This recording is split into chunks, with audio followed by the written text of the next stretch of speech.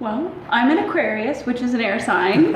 So we typically tend to, sort of not necessarily respect the fact that there may be boundaries and limits, right? We just go. Okay. On the other hand, I think everybody needs a place where they feel safe and comfortable. Right. You know what I mean? Did you have that growing up? No. You had no. I mean, that's not fair to say. Okay. I always had a place to live. I always had food.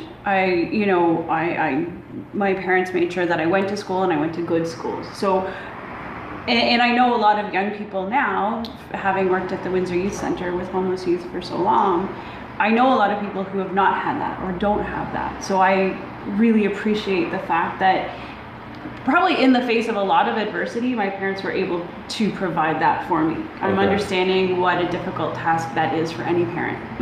100%, and I am so grateful. And I think that they really, really tried. However, emotionally there was so much disruption, so much like aggression and anger always in the house that I didn't feel comfortable with. It doesn't it's not comfortable for me to be in that kind of environment. Are you an angry person? I'm always, there's a little bit of anger that is always burning inside me. And it mostly has to do with all of the injustices that I see and am aware of, and that I don't know what to do about, and that I feel like my hands are tied a lot of the time, right?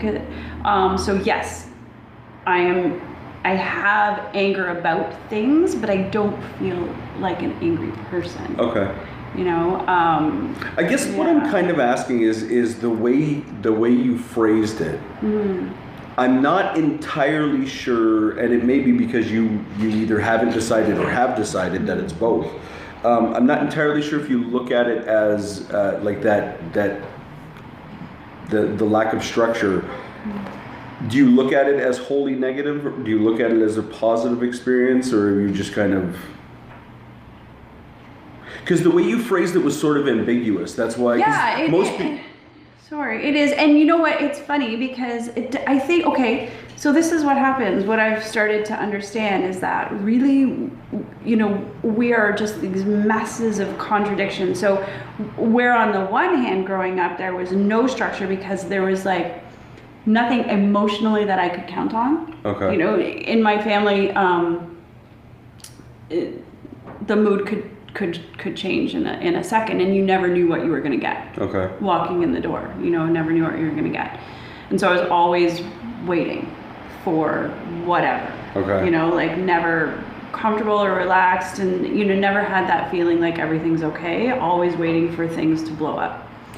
And it was about anger. Yes. That way. Okay. Yes.